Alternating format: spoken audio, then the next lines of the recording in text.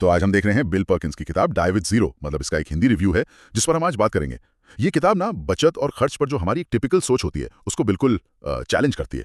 Review में एक line थी, मुझे बड़ी दिलचस्प लगी। लिखा था, पैसे का असली मतलब है अनुभव खरीदना, ना कि सिर्फ बैंक बैलेंस बढ़ाना। ये सुनने में थोड़ा अलग है ना। चलिए इसी सोच को थोड़ा और समझते हैं, गहराई में जाते हैं।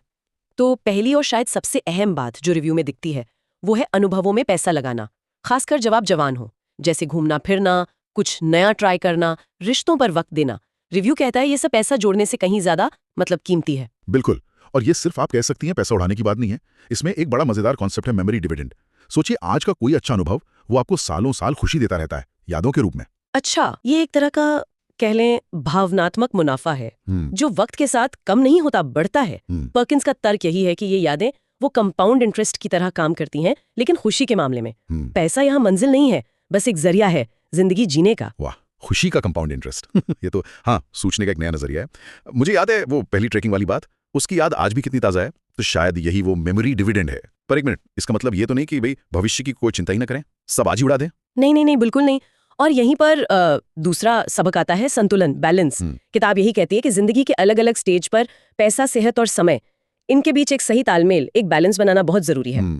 रिटायरमेंट के लिए बचाना जरूरी है, बिल्कुल जरूरी है, कोई मना नहीं कर रहा, लेकिन जरूरत से ज्यादा बचाने के चक्कर में आज के वो अनुभव छोड़ देना जो शायद बाद में मुमकिन ही ना हो, सही बात है, वो जिंदगी को कहीं ना कहीं अधूरा बना सकता है।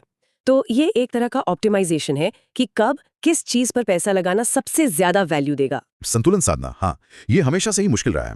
अच्छा, इसी संतुलन से जुड़ा एक और विचार था रिव्यू में, वो बच्चों को विरासत देने के तरीके पर। आमतौर पर तो लोग मतलब मरने के बाद ही छोड़ते हैं ना। हाँ बिल्कुल, और किताब इस सोच को भी थोड़ा कह लें पलटती है। सुझाव ये है कि बच्चों को पैसा तब दें जब उन्हें उसकी सबसे ज्यादा जरूरत हो। अच्छा, जैसे जैसे जैसे शायद उनकी पढ़ाई के टाइम, या कोई बिजनेस शुरू कर रहे हो, या घर खरीदने में मदद चाहिए हो। मतलब जीते जी देना, मरने का इंतजार नहीं करना।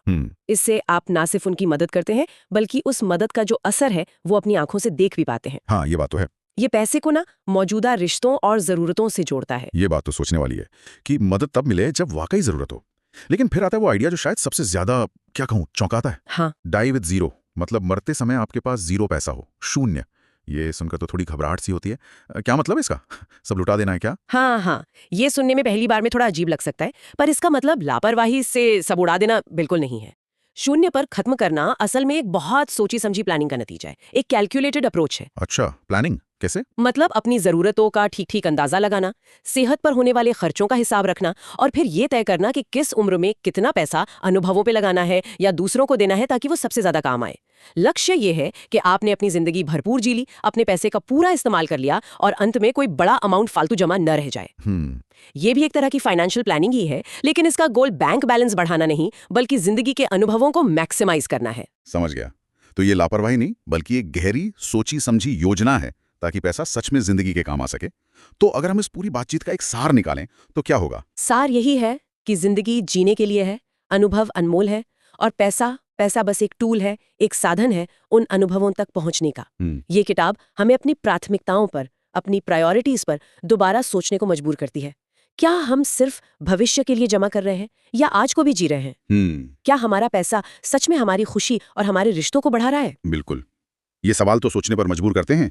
बचत और खर्च का पूरा नजरिया ही शायद बदलना पड़े। और यहीं से एक सवाल उठता है शायद हम सब के लिए, कि अगर हम इस दर्शन को थोड़ा भी अपनाना चाहें तो कोई अपनी भविष्य की सुरक्षा और आज के अनुभवों के बीच का वो जो संतुलन है उसे कैसे दोबारा देखेगा, उसे कैसे एडजस्ट करेगा। और अगर इस सोच में कुछ दम लगता है तो आज ही अपनी जिंदगी में ऐसा कौन सा एक छोटा सा बदलाव करने के बारे में सोचा जा सकता है जिससे वो जो मेमोरी डिविडेंड की बात हमने की वो बढ़ सके।